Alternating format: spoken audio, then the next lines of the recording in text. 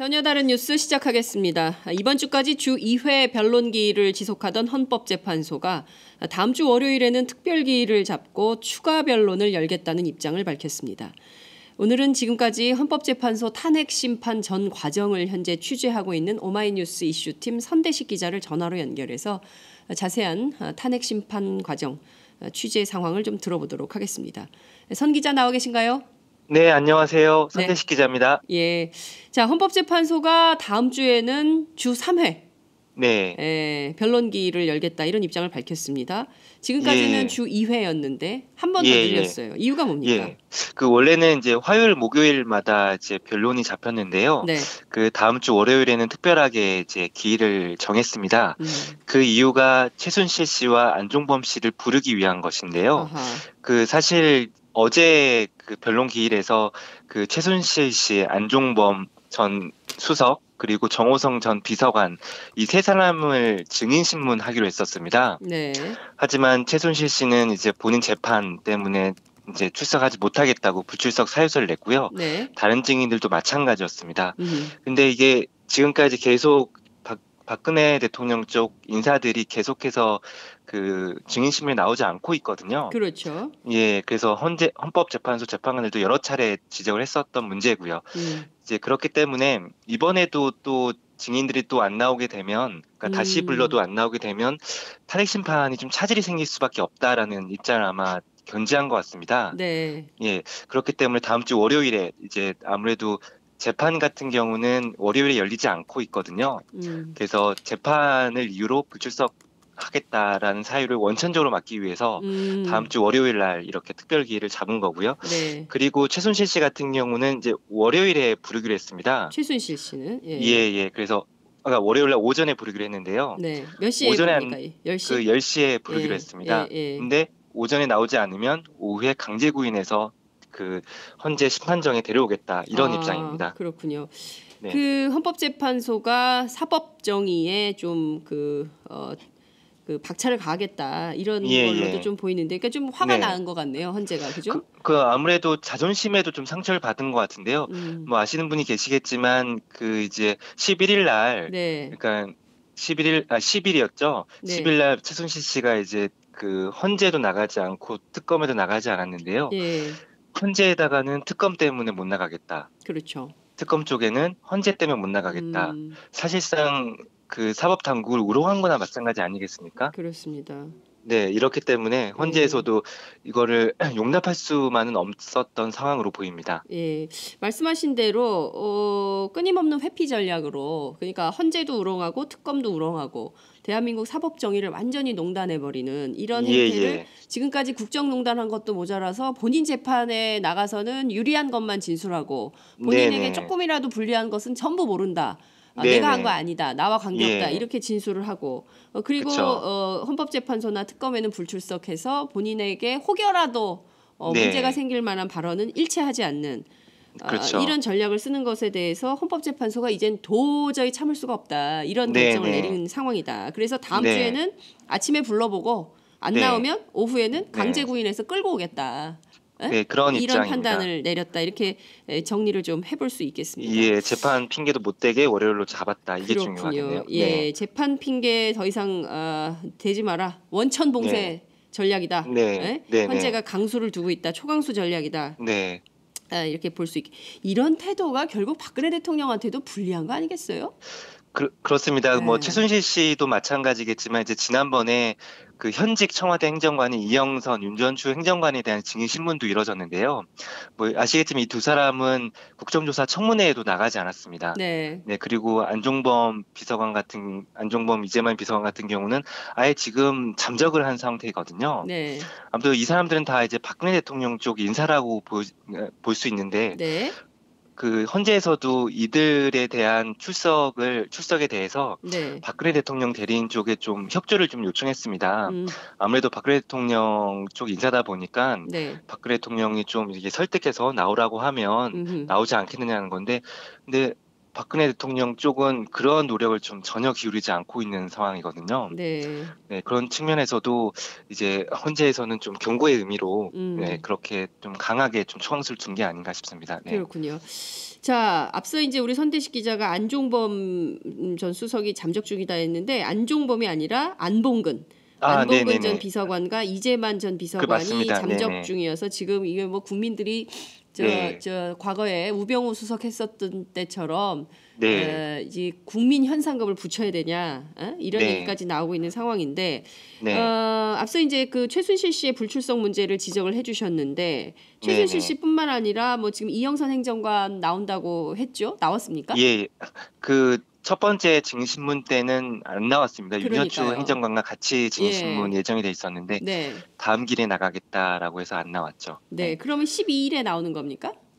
그 우선은 그러니까 12일에는 이영선 행정관 오전 이영선 행정관을 부르기로 돼 있긴 합니다. 네. 근데 이제 뭐 실제로 나올지는 좀 지켜봐야 될 것 같습니다. 그렇군요. 그러니까 나온다고 했다가도 새벽에 막 팩스 보내가지고 불출석 사유서 보내서 안 나오는 국조특위 불참자들이 많기 때문에 헌법재판소에도 어떤 방법으로 불출석할지 그건 지금 알 수 없는 이런 상황인데 헌법재판소가 최순실 씨의 경우에는 강제 구인 전략까지 쓰고 있어요. 그러면 지금 이거 그 수치거부로 지금 그 안봉근, 이재만 이 두 사람은 지금 어디 있는지 확인도 안 되고 말이죠. 그래서 이제 경찰에 그 탐지 요청을 한 상황인데 이 경찰의 탐지 요청에 따른 결과물은 좀 나왔습니까?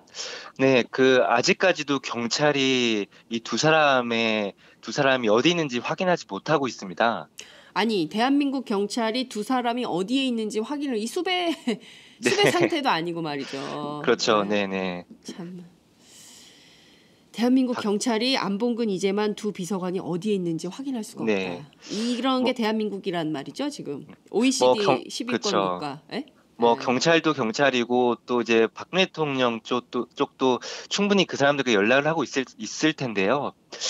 그 출석을 해서 헌법재판소라는 정말 이번 타이 심판이라는 아주 역사적인 중요한 이제 재판이지 않습니까? 충분히 여기에 나와서 소명을 하라고 요구할 수 있을 텐데요. 왜 박근혜 대통령 쪽은 왜 그러지 않는지 그것도 참 이해가 가지 않는 측면입니다. 안봉근, 이재만 두 사람 경찰이 못 잡으면 또 국민 네티즌들이 나서있죠. 현상금 걸어가지고 국민들이 좀 찾아봐야 되겠습니다. 안봉근, 이재만 두 비서관, 두 전직 비서관 어디에 있는지 확인을 좀 해봐야 될 것 같습니다. 자, 지금 박근혜 대통령 측에서 세월호 7시간에 대해서 시간대별로 시간표를 쭉 작성해서 제출은 했어요. 의혹이 더 커지고 있습니다. 네, 우선은 자료를 제출한 것도 많이 늦었습니다. 그렇죠. 그러니까 이제 박근혜 대통령이 이제 탄핵된 지는 이미 한 달이 넘었고요. 그리고 탄핵 심판이 이루어진 지는 20일이 이제 오늘이 21일째고요.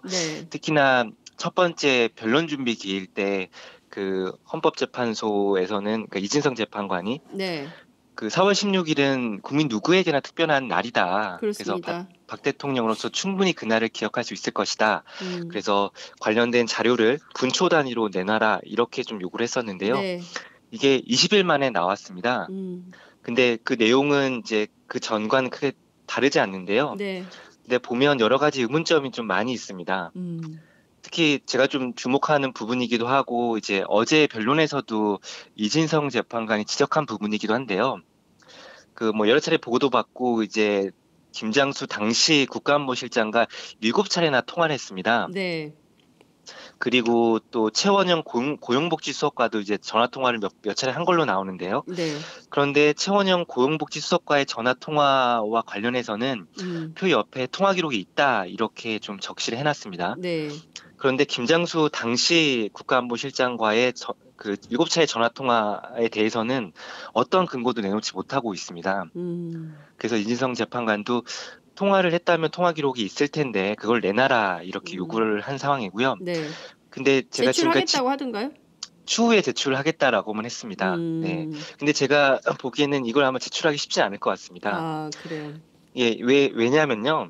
이게 이제 김장수 당시 실장과의 전화 통화 같은 경우에는 그러니까 이미 2014년에 그 청와대에서 그때 당시 국회 국정조사가 이루어졌었는데요. 네. 그때 이런 비슷한 이제 청와대 그 세월호 7시간에 대한 행적을 발표한 적이 있었습니다. 근데 그 당시에 이제 김장수 전 이제 당시 실장과 박근혜 대통령과의 전화 통화와 관련해서 김장수 당시 실장이 계속 전화한 걸로 나오거든요. 네. 근데 시간이 가면 갈수록 이번에도 마찬가지지만 박근혜 대통령이 전화한 게 더 많은 걸로 다시 바뀌었습니다. 2014년에 나왔던 기록은 김장수 실장이 계속 전화 보고를 했다. 이게 국회 운영위에도 이제 이런 내용이 보고된 걸로 알고 있는데. 국회 국정조사 때 나온 자료입니다. 그러니까요. 그것도 새누리당 의원이 청와대 자료를 받아서 공개한 거죠. 문제가 없다. 7시간 동안. 네네. 그런데 이번에 나온 자료는 오히려 박근혜 대통령이 김장수 실장에게 전화를 했다. 네. 완전히 뒤바뀐 거네요. 그렇죠. 2014년 같은 경우는 왜 대통령이 직접 전화해서 지시하지 않느냐, 너무 피동적인 거 아니야, 이런 지적이 나왔었거든요. 그래요. 근데 마치 그런 지적을 좀 불식시키기 위해서라듯이 이번에는 박 대통령이 좀 전화를 많이 한 걸로 나옵니다. 뭐 그 당시 이런 자료를 이제 취합할 때 글쎄요, 착오가 생기거나 그러긴 힘들 것 같은데요. 전화 통화 내용만 보면 누가 통화했는지 나오니까요. 이번에 그게 좀 많이 바뀌었습니다. 자, 참사당, 그러니까 이런 의문이 들어요. 왜 우리 대통령은 무고한 국민이 그리고 수학여행 가던 아이들이 물에 빠져서 허우적거리고 살려달라고 어떻게 엄마 아빠 나 좀 살려줘 이렇게 막 외치고 있는 이 상황에서 계속 보고만 받고 아무것도 하지 않았나라는 의문이 좀 드는 겁니다. 당시 사고 당시를 좀 복기를 해보면요. 해경이 목포 해경으로부터 사고 상황을 보고받은 시각이 오전 8시 58분이에요. 2014년 4월 16일. 그렇게 기록이 되어 있죠. 그리고 해수부 상황실이 인지한 시점은 오전 9시 3분. 그리고 청와대 국가안보실이 언론 보도를 통해서 최초로 사고를 인지한 시점은 오전 9시 19분. 그리고 당시 안보실이 문자로 쫙 알렸다는 거예요. 청와대 직원들한테. 그게 9시 24분. 왜 박근혜 대통령만 오전 10시에 처음 압니까? 이거를. 이게 그 헌법재판관들도 의문을 제기한 부분입니다. 이번에 답변서에 보면 박근혜 대통령이 최초로 사고 시점을 인지한 시각은 10시입니다. 국가안보실로부터 이제 사고 상황을 보고받았다라는 건데요. 아시다시피 그 당시에 이제 9시가 조금 넘은 시간에 이미 그 YTN을 비롯해서 여러 방송에 세월호 침몰 사고 소식이 전해져 왔거든요. 그래서 TV만 봤다면 이미 9시가 좀 넘은 시간에 이미 확인할 수 있었던 상황입니다.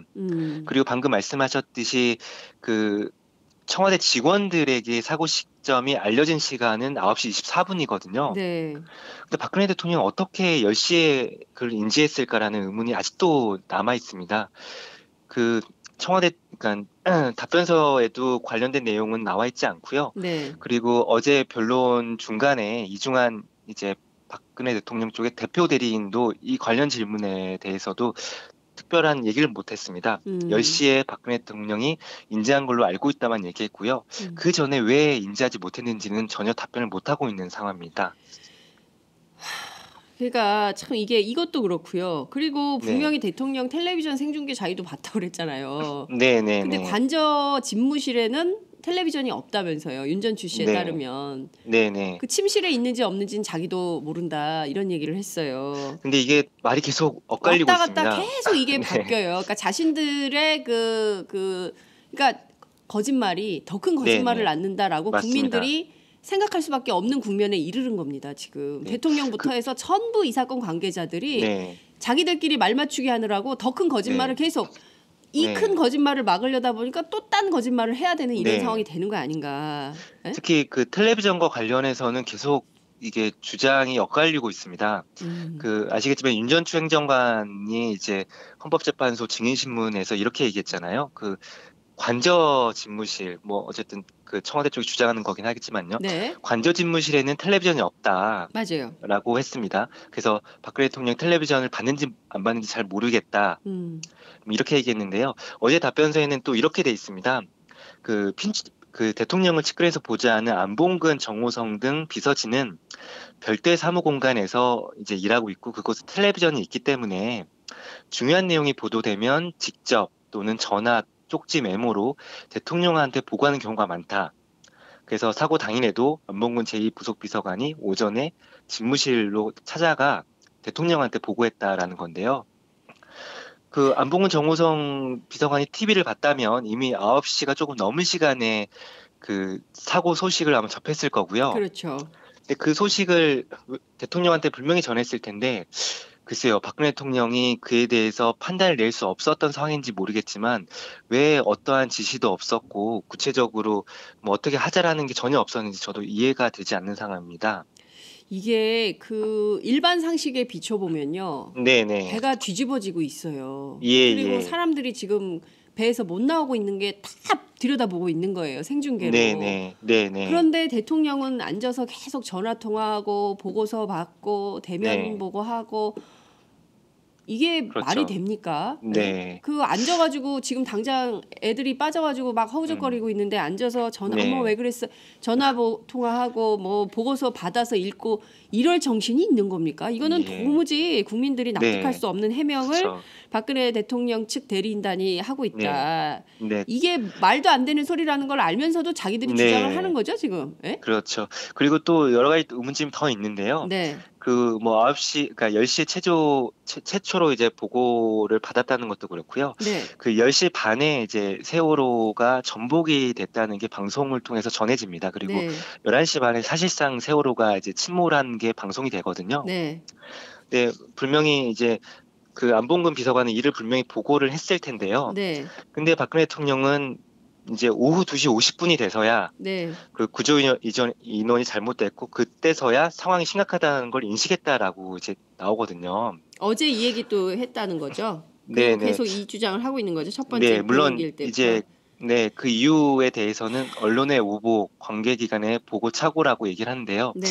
글쎄요, 상식적으로 봤을 때 오전에 이미 배가 뒤집혀졌고 침몰한 상황이라면 글쎄요, 그때 아주 긴급한 상황임을 대통령으로서는 당연히 알고 있었을 거라고 보여지거든요.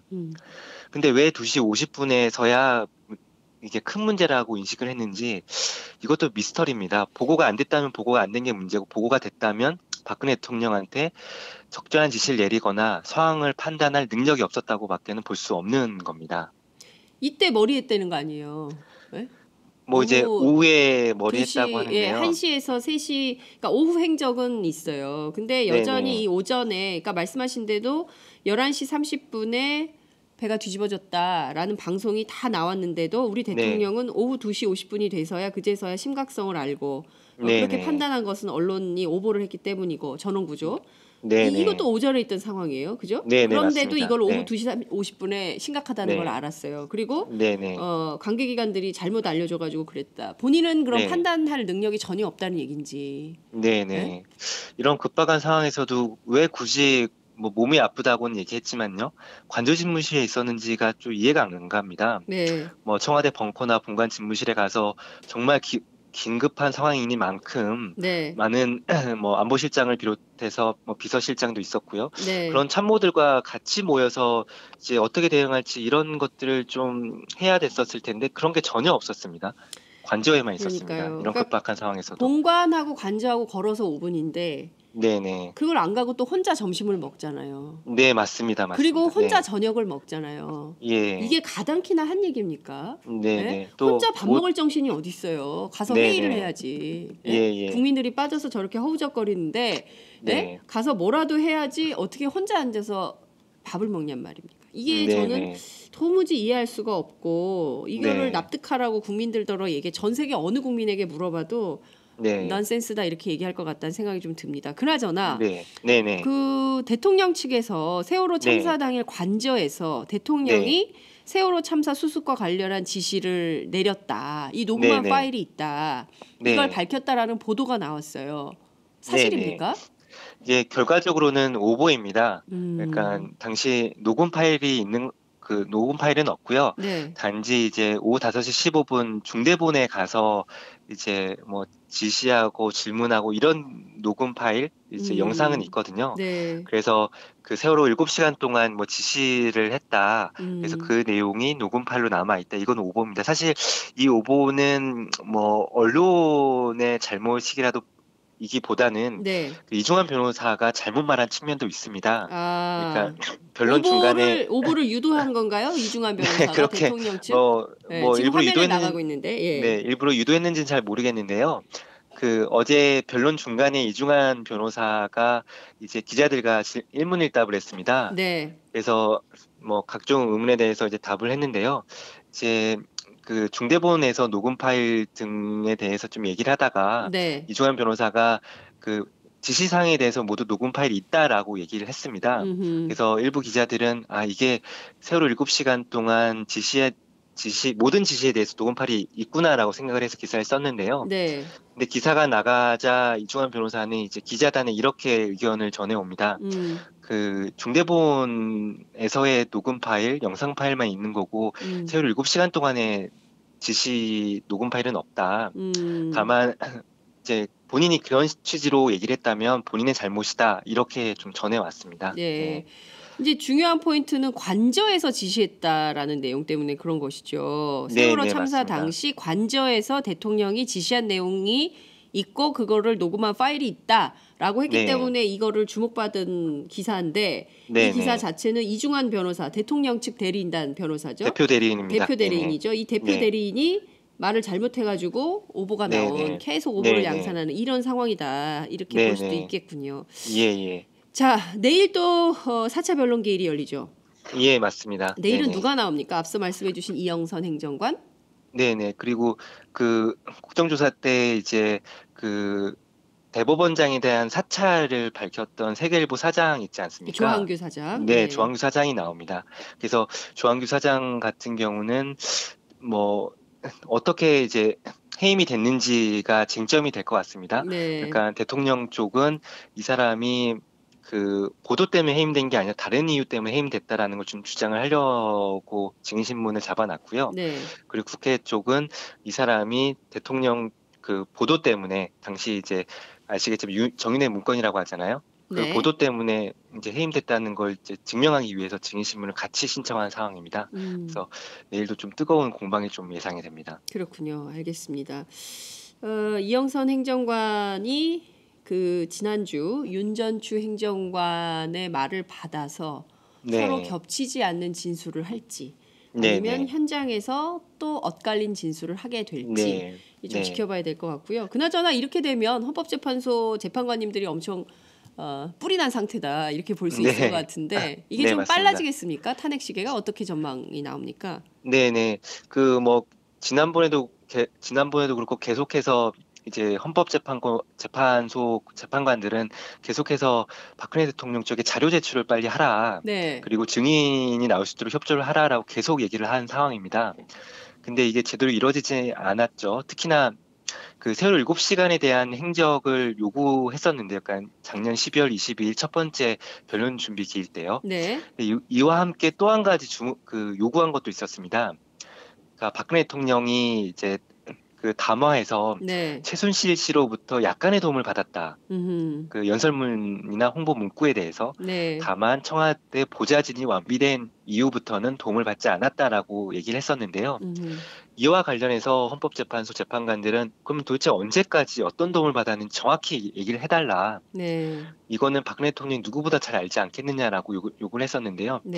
20일이 지난 지금까지도 이에 대해서는 전혀 밝히지 않고 있습니다. 그래서 재판관들도 왜 밝히지 않느냐고 계속 따지고 있는 상황이거든요.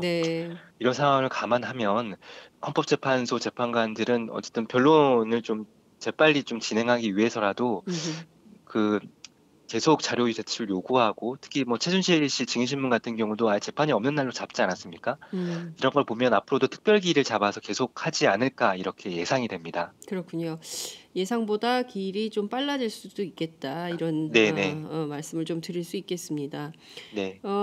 대통령은 왜 수요일마다 쉬었을까? 물론 이제 대통령은 그날만 특별히 세월호 참사 네. 당일에만 특별히 수요일 날 쉬었다. 그날따라 특히 몸이 좋지 않아서. 몸이 안 좋았다. 그것은 이제 네. 정호성 전 비서관의 국조특위 진술에서 확인이 된 내용이기도 하죠. 네. 그런데 네네. 그렇지 않다는 자료가 또 나오고 있어요. 그러니까 예, 예. 평일 그 주 5일 근무로 치면 대통령은 네. 주 4일 근무를 했다라는 기록들이 지금 계속 나오고 있는 겁니다. 2014년 4월에는 수요일마다 공식 일정이 없었던 게 없었죠. 드러났었죠. 예. 네.